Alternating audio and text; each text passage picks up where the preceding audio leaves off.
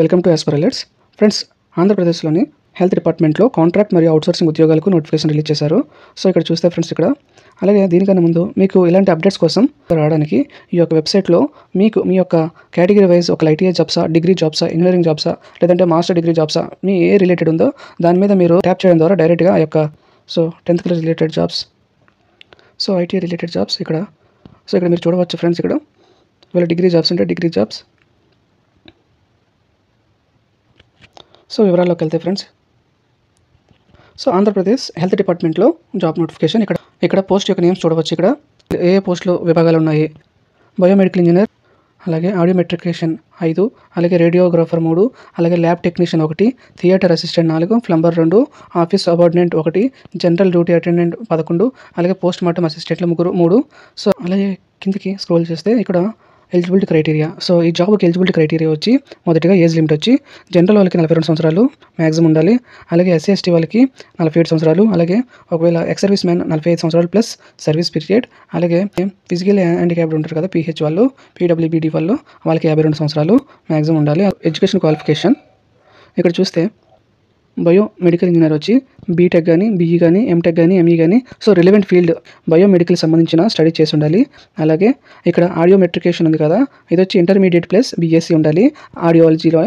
అలాగే diploma audiometry are equivalent దానికి సంబంధించిన విభాగంలో స్టడీ చేసి ఉండాలి. అలాగే ఇక్కడ రేడియోగ్రఫర్కి వచ్చి CRA లేదా DRGA లేదా DGIM సర్టిఫికేట్తో పాటు రిజిస్టర్డ్ ఇన్ APPMB అయి ఉండాలి. అలాగే ల్యాబ్ టెక్నీషియన్ వచ్చి DMLT లేదా BSc MLT ఆర్ ఇంటర్మీడియట్ వొకేషనల్తో పాటు 1 year అప్రెంటిస్ గవర్నమెంట్ హాస్పిటల్లో చేసి ఉండాలి. అలాగే థియేటర్ అసిస్టెంట్ వచ్చి SSC, అలాగే దీంతోపాటు ఫస్ట్ ఎయిడ్ సర్టిఫికేట్ ఉండాలి. అలాగే ఆఫీస్ సబార్డినేట్ వచ్చి SSC ఆర్ ఈక్వలెంట్. అలాగే జనరల్ డ్యూటీ అటెండెన్స్ వచ్చి 10th క్లాస్ ఆర్ ఈక్వలెంట్. అలాగే ప్లంబర్ వచ్చి SSCతో పాటు ITI ప్లంబింగ్ లేదా ఫిట్టర్ లేదా మెకానిక్ ట్రేడ్ చేసి ఉండాలి. పోస్ట్ మార్టం అసిస్టెంట్ వచ్చి 10th క్లాస్ ఆర్ ఈక్వలెంట్ చేసి ఉండాలి. ఇక్కడ ఫ్రెండ్స్, ఇక్కడ ముఖ్యంగా మీరు గమనించాల్సింది, ఇక్కడ ఈ యొక్క కాంట్రాక్ట్ వచ్చి 1 year పీరియడ్ ఉంటుంది. అలాగే ఒకవేళ ఫర్దర్గా గవర్నమెంట్ ఎటువంటి డిసిషన్ తీసుకున్నా దీన్ని పొడిగించే అవకాశాలు ఉంటాయి. అలాగే ఇక్కడ అప్లికేషన్ ఫీజు వచ్చి OC క్యాండిడేట్స్కి వచ్చి 500 రూపీస్. అలాగే SC, ST, BC, physically challenged PWBD వాళ్ళకు ఎటువంటి ఫీజు లేదంట. అలాగే ఇక్కడ ఇంపార్టెంట్ డేట్స్ వచ్చి అప్లికేషన్ స్టార్టింగ్ డేట్ వచ్చి April 9, 2025 మార్నింగ్ 10 గంటల నుండి. అలాగే అప్లికేషన్ లాస్ట్ డేట్ వచ్చి 19వ తారీఖు April 2025 ఈవినింగ్ 5 లోపు. సెలక్షన్ ప్రాసెస్ ఎలా ఉంటుంది? సెలక్షన్ ప్రాసెస్ వచ్చి టోటల్ మార్కులు వచ్చి 100.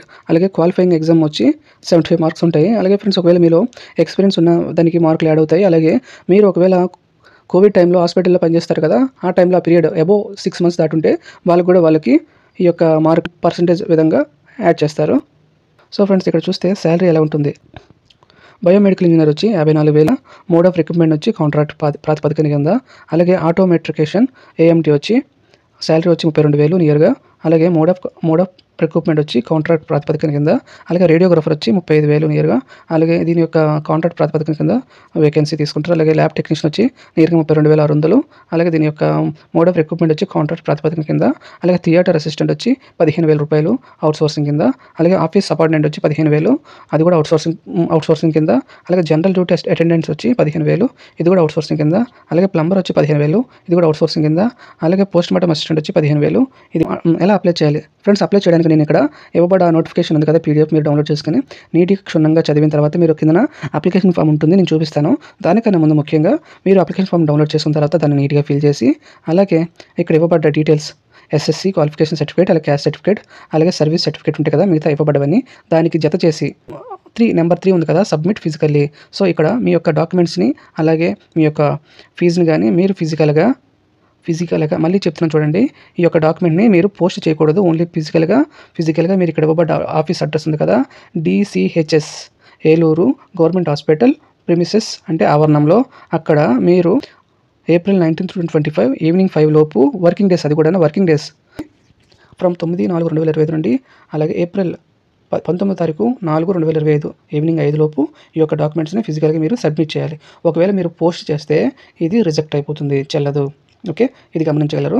ఇక్కడ నేను ఇవ్వబడ్డ PDF లింక్ ఉంది కదా, మీరు దీని మీద ట్యాప్ చేస్తే మీకు PDF నోటిఫికేషన్ ఓపెన్ అవుతుంది. ఫ్రెండ్స్, ఇక్కడ చూస్తే ఇంకా బయోమెడికల్ ఇంజనీర్ వచ్చి ఒక పోస్ట్ ఉంది కదా, దీనికి వచ్చి ఇక్కడ జాబ్ లొకేషన్ వచ్చి చింతలపూడి ఒకటి, అలాగే ఆడియోమెట్రికేషన్ ఉంది కదా, ఇది వచ్చి లొకేషన్ వచ్చి తణుకు ఒకటి, నరసాపురం ఒకటి, పాలకొల్లు ఒకటి, భీమవరం ఒకటి, చింతలపూడి ఒకటి, అలాగే రేడియోగ్రాఫర్ వచ్చి నరసాపురం ఒకటి, దెండులూరు ఒకటి, కొవ్వూరు ఒకటి, అలాగే ల్యాబ్ టెక్నీషియన్ వచ్చి జగ్గారెడ్డిగూడెం ఒకటి, అలాగే థియేటర్ అసిస్టెంట్ వచ్చి నరసాపురం 2, గోపాలపురం ఒకటి, భీమవరం ఒకటి, ఆఫీస్ అపార్టెంట్ వచ్చి జగ్గారెడ్డిగూడెం ఒకటి. ఓకే. జనరల్ డ్యూటీ అటెండెంట్స్ ఉంటారు కదా, భీమవరం 2, తాడేపల్లిగూడెం ఒకటి, చింతలపూడి 2, ఆకువీడు ఒకటి, గోపాలపురం 2, బెమ్మడోలు ఒకటి, అలాగే పెనుకొండ 2. సో అలాగే ప్లంబర్ 2 వచ్చి ఇవి వచ్చి నరసాపురం ఒకటి, భీమవరం ఒకటి, అలాగే పోస్ట్ మార్టం అసిస్టెంట్ వచ్చి పెనుకొండ ఒకటి, పోలవరం ఒకటి, బుట్టాయిగూడెం ఒకటి. సో ఇది గమనించగలరు ఫ్రెండ్స్. సో ఫ్రెండ్స్ ఇక్కడ అప్లికేషన్ ఫామ్ ఉంది కదా, ఈ అప్లికేషన్ ఫామ్ని మీరు నీట్గా ఫిల్ చేసి ఈ యొక్క డీటెయిల్స్ నీట్గా ఫిల్ చేసి మీరు దీన్ని ఫిజికల్గా సబ్మిట్ చేయాలి. ఓకేనా. మీకు ఏదైనా డౌట్ ఉంటే తప్పకుండా కామెంట్ చేయండి, తప్పకుండా నేను దానికి రెస్పాండ్ అవుతాను. ఇలాంటి జాబ్ అప్డేట్స్ కోసం ఈ యొక్క ఛానల్ సబ్స్క్రైబ్ చేసుకోండి. అలాగే ఒకవేళ ఈ వీడియో నచ్చినట్టయితే తప్పకుండా లైక్ చేయండి. ఫ్యామిలీ మెంబర్స్ ఎవరైనా ఈ యొక్క జాబ్కి అర్హులైన వారు ఉంటే వాళ్ళకి తప్పకుండా షేర్ చేయండి, వాళ్ళకి ఉపయోగపడుతుంది. ఇంతవరకు నా యొక్క వీడియో చూసినందుకు ధన్యవాదాలు. మరికొత్త జాబ్ అప్డేట్తో మళ్ళీ మీ ముందుకు వస్తాను. సెలవు తీసుకుంటూ మీ యాస్పైరెంట్స్.